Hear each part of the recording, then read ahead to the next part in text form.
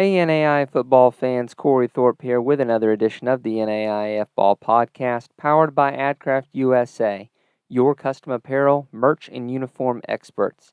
Our friends at AdCraft have been with us for many years now. They've run web stores for us multiple times. These guys are NAI fans and family who are experts in the apparel and merchandise world. AdCraft allows you to take the hassle out of ordering. Let their knowledgeable design and customer service staff handle everything from hosting the store online, shipping the product, and helping your customers so you can get back to the game. Find them online at adcraftusa.com. All right, guys, you heard the intro. We are brought to you by and powered by AdCraft USA. If you don't know, we've got a web store going on right now. You can buy some hashtag NAI product stuff. Go take a look. It is our pinned tweet. By the time you hear this, it will be our pinned tweet. But tonight on the NAIAFBALL podcast, we have Coach Mike Feminis. Coach, how you doing this evening? Doing great, Cory. How are you? Hey, doing well. It's I'm hoping tonight is the last Florida cold we get. We did. This is going to sound silly next to someone who's in the Chicagoland area, but we didn't make the 60s today, and I was kind of annoyed. Yeah, I feel horrible for you. Oh yeah, I bet you do. But no, we've I've for those who saw the last week's interview, I still had the beard. I've shaved the beard since then. That is the sign that spring has arrived, is when the beard goes. There you go. So, we've got folks that are actually starting spring ball already. We talked to St. Thomas last week that's already starting spring ball. I'm like going, holy cow! All I don't blame them. So, Coach, want to take a look at your team last year and just go back through it and see. I want to talk real quick about y'all's ability to bounce back from losses. You start off against Indy, you lose 34-10. You come right back against a good Siena Heights team. You beat them 20-13. You lose just a barn burner versus Olivet Nazarene. You come back the next week against Mobap. You win 31-16. The only one, obviously, that you haven't been able to come back from yet is the last one, obviously. But talk about your team's ability to bounce back.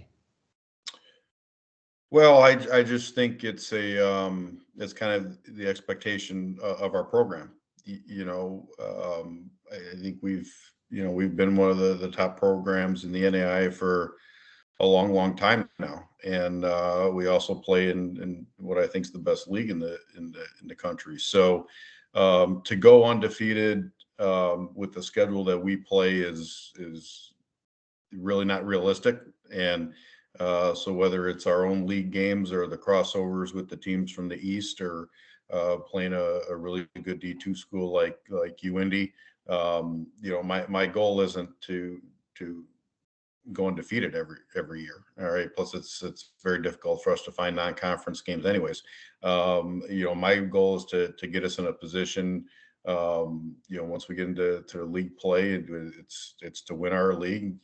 Get that automatic berth into the playoffs, and then go as deep as we can. With our ultimate goal is to win another national championship. So for us, we obviously go into every game expecting to win, but if you don't, football unfortunately is a little bit different than a basketball, baseball, or softball, where you're playing 30, 40, 50 games or whatever it is. Losses are very wins are very precious. So when you drop one or two, you don't have any time to feel sorry for yourself. You got to get right back on the horse and get ready to play another tough team. So I think historically, I think we've done a really good job of that. If you win, you enjoy it for 24 hours, and then you get on to the next one. And if you lose, you don't you want to sulk for 24 hours, that's fine, but you got to get right back to work on Monday morning. One of the wins I do want to talk about real quick is the one against USF of Indiana. That is the first win for y'all over the Cougars for the first time in 7 years, and the first time that y'all have ever shut them out. Talk about making that mark for your program against a team that has been historically one of the really good teams in your league. Well, the one thing I just want to make sure you clarify, it's we've beaten them once in 7 years because we've only played them 3 times in the last 7 years. So That is true. we've actually, I believe I think we're pretty close. I think we're about 5-5 the last 10 times we've played St. Francis, Indiana. They're probably, even though they're in the East, and we only shared playing with them in the East for about a 6-year period, back from '07 to '12. Historically, since we started here, they're probably our biggest rival. We've had a lot of great games with them. It's a very competitive and respectful rivalry that we have with them. We got the utmost respect for them.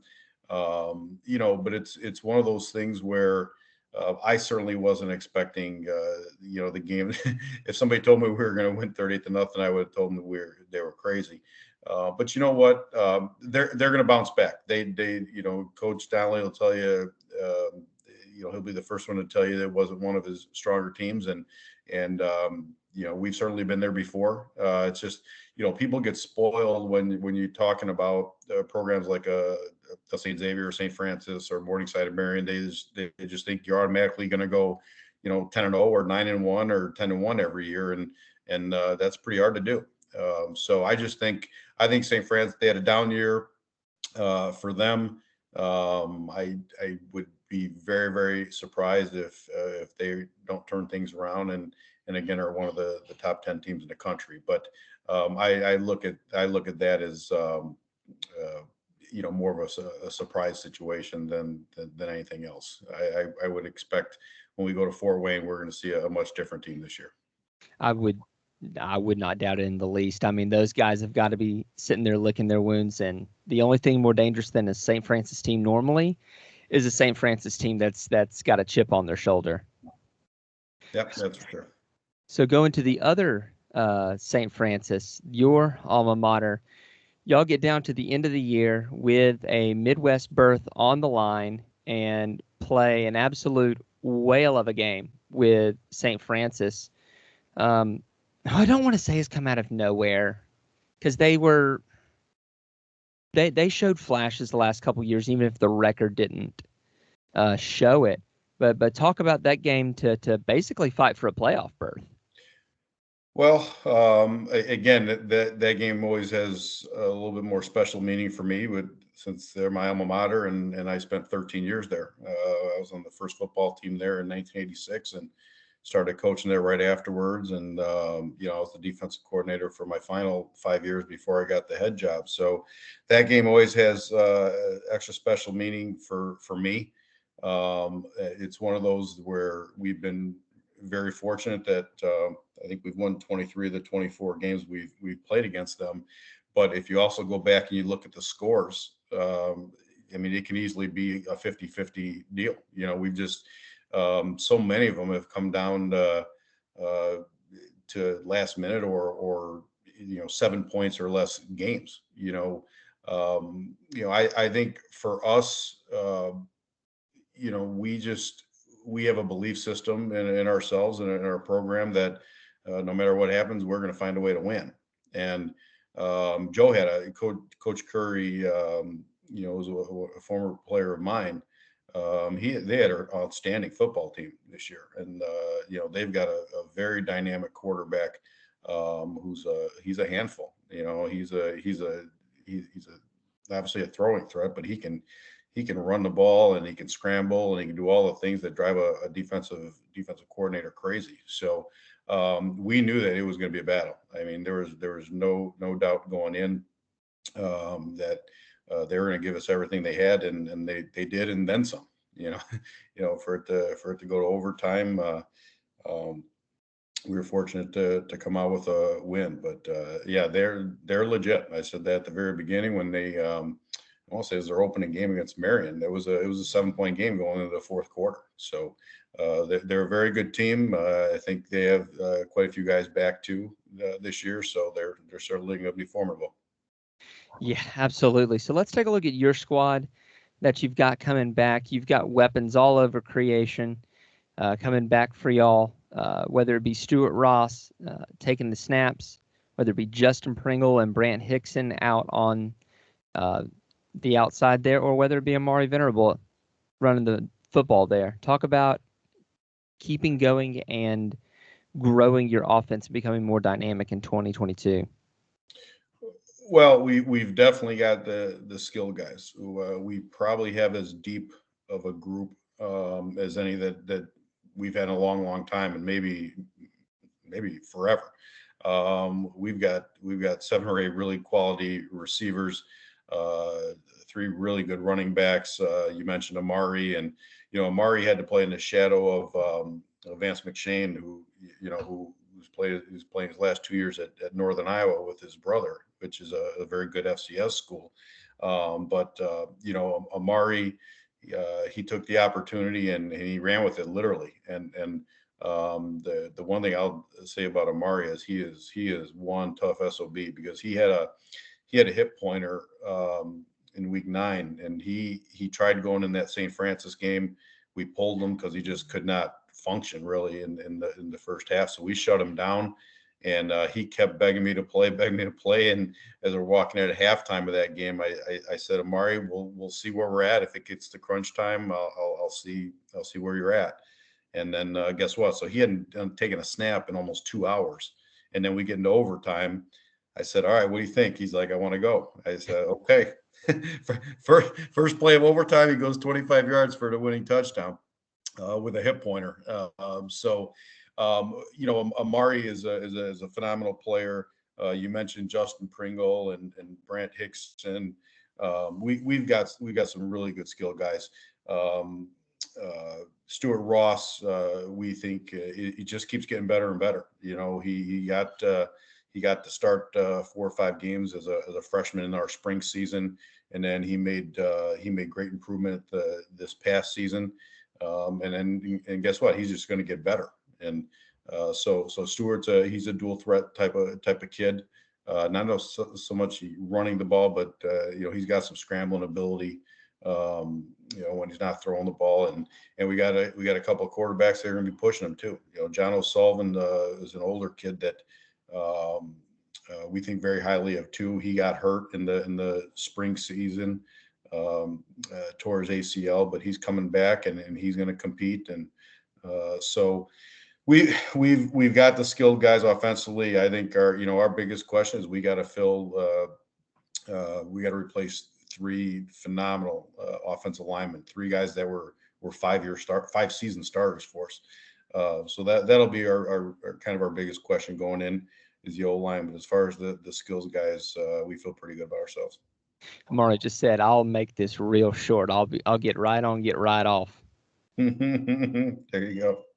Defensively, you've got folks coming back that are first team All MSFA Midwest at each level of your defense, whether it be Jaleel Holloway and Peyton Campbell on your line, Joey Markusovic and Peyton Nigro in your linebacking core, or whether it be Ron Carroll in your secondary. The thing that really stands out to me is all except for Holloway have a turnover of some sort in their stat line, whether it be forced fumbles from your defensive lineman and Markusovic, or whether it be interceptions from Nigro and Carroll. Your defense really does like to turn the ball over and get you extra at bats there. Talk about your defense and keeping being nasty in a league that prioritizes defense. Well, that's our mentality. We've got a very aggressive style of play, philosophy of play, and then we know it, and sometimes that's going to allow an opponent a potential big play. But I've always said I'd rather throw the punch than take the punch, and so that's the way we play defense, which does create a lot of turnovers. We play fast, we play physical, and we've got the kids to do it, and I think we got 10 starters returning from last year. The other one that you haven't mentioned, and it is Kevin Block. Now he's a kid that out of high school he was recruited by a lot of FCS schools, and we were fortunate enough to get him. But Kevin basically lost 2 full seasons One with a labrum surgery, and then the following year after before our second game in our spring season, he had an ACL. So he came back about mid-season, and he wasn't even anywhere near 100%. He was probably 70%, and so he gutted it out the last half of the season. But he's back full strength. He's one of the best defensive backs in the country at our level, as far as I'm concerned, and we certainly feel the same way about Ron Carroll, and you mentioned Joey Markosovic and Peyton Nigro, both outstanding players, and then Jaleel and Peyton are two of the very best D linemen. They're dominant players. So we're really excited. We are very excited about this year. If we can stay healthy, I think we could do some serious damage. Everyone always talks about the mid-states, Mideast, kind of as the group of death, to borrow a soccer term. And yes, the Mideast is very deep and has a lot of parity, but to me, the Midwest is really starting to grow a lot of that same parity that the Mideast has, whether it be y'all, whether it be St. Francis that's made great strides, whether it's Olivet Nazarene, whether it's Roosevelt, heck, even teams like Judson and St. Ambrose and Mobap are stealing games. Yeah, it kind of it fluctuates a little bit. I know when I first got here, we were in the West. So I'm talking about 1999. So I'm dating a lot of people here, but at that time the West was probably the stronger side, and then when we ended up flipping to the East in 2007, we had us, St. Francis, Indiana, Ohio Dominican was really good for a short period there with us, and then Marion started up and got good really quick.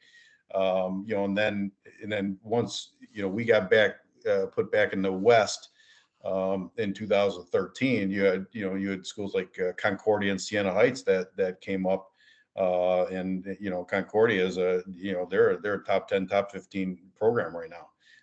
And Siena is very tough. They're a really good defensive team every year. But on our side, I think you hit the nail on the head. I think the West has definitely closed the gap with the East. Olivet is really, really good now. Has been for 3 or 4 years. Eric Heeman's done a great job there. We talked about St. Francis, Joliet. They're always talented. So on our side, and then you mentioned Judson's a new team in our league, and they've got some really, really good athletes. And St. Ambrose is always tough. So it's Mobap too. Mobap played us for Mobap plays very tough. It's one of those things where it's no disrespect to any of the other leagues. There's great teams all over the place. And we've certainly seen Morningside way more times than I care to imagine. I always joke with Coach Ryan there at Morningside that it seemed like we were having Thanksgiving weekend there every year for about a 3 or 4 year span. So I just love to have him, come to Chicago one time. It's a really beautiful city in the winter. But there are some great programs all over the place, all throughout the country. I just think the mid states in general is deeper than everybody else. There really is not a week where you can say I'm just gonna walk out on the field and expect to win, because if you don't play well, you can get bit in the butt by anybody, and that's on both sides. But I agree. I think the East has been the best conference, the best league in the country for quite a while now. And then on our side, we're not too far behind. Yeah, I mean, parity is increasing nationally, which is something I want to make very, very clear. And because someone's going to give me crap that their league is that I didn't mention them for not having parity or whatever. Parity is increasing nationally, and that's a really good thing for the brand.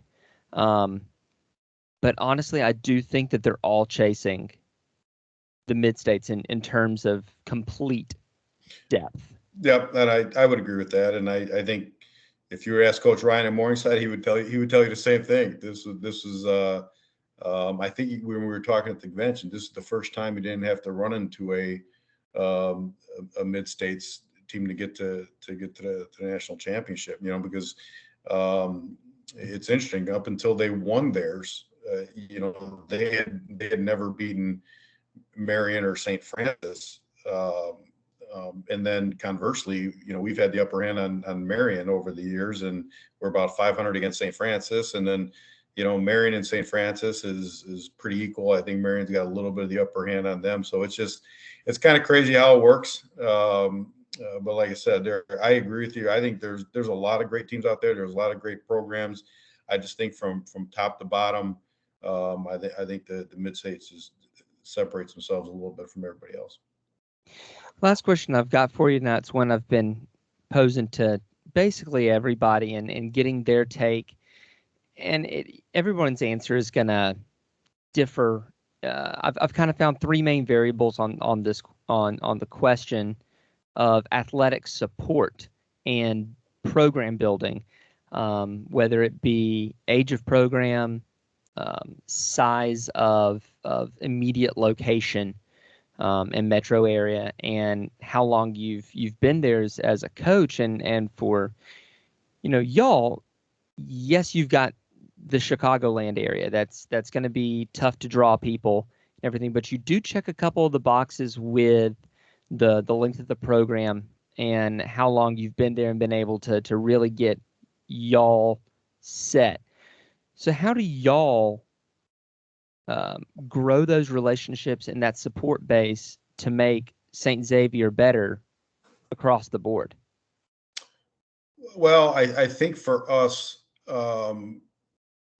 when I got there, I came in with a very simple philosophy. And again, when our staff arrived in 1999, the program had only been 6 years old at that time. So they struggled. They won 8 football games in their first 6 years.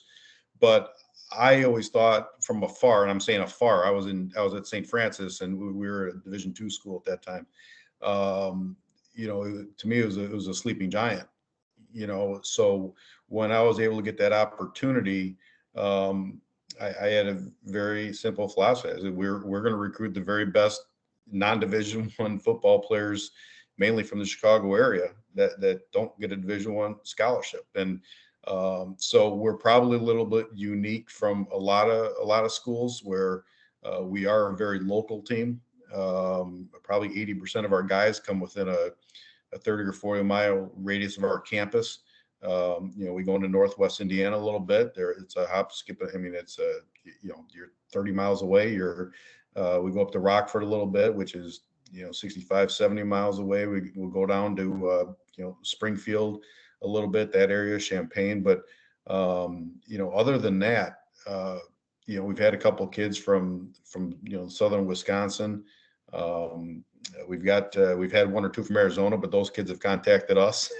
But we came in with a philosophy, and the reason why I think it's worked for us is we've had relationships. So I had been recruiting. I grew up in the Chicago area. I played my high school ball here. I played my college ball here. Developed relationships recruiting as an assistant coach when I was at St. Francis, back in the 90s, and you just develop those relationships. So it's one of those where, our staff is mainly the local guys here, a lot of them that I've coached and or coached with at St. Francis back in the day. And so you have those built-in relationships with the high school coaches, and they want to send their kids our way. And we have not had to waver from it. I know certainly the landscape of college football and recruiting has changed dramatically now with the transfer portal, which I think is horrible for college football, especially when when the Division I's are making it clear that only 20% of their recruiting is high school kids. I don't like it. It's just I don't like where things are at right now. But it is what it is, and we're just gonna kind of keep plugging away with how we do things, and hopefully win another national championship at some point here. That's the goal, really, isn't it? I mean, why do you play the game if you don't think you can win one? That's right, and our guys know that. That's that's the bottom line for us. We've only done it once, and we've been close. We've been to the semis 5 other times. We've been to the quarterfinals 5 other times, and but our guys know when they sign on the dotted line here what the expectation is, and our expectation is to play for the national championship. Absolutely. Well, thank you, Coach, for coming on the show tonight, and look forward to just some incredible games coming up here in the fall in the Chicagoland area and across the upper Midwest there. Great. Thanks for having me, Cory. We hope you enjoyed this episode of the NAIAFBALL podcast presented by AdCraft USA. Be sure to contact them for all your custom apparel, merch, and uniform needs. Thanks also to Mommy Bay Turf and Turf Nation, as well as Leading Edge Fundraising for their support of the podcast. If you enjoy the show, subscribe to the podcast as well as to our YouTube channel. Leave us a review if you're listening on Apple Podcasts. As always, if you'd like to support what we do, head over to patreon.com/NAIAFBALL and become a patron. We can't do what we do without our sponsors and listeners like you.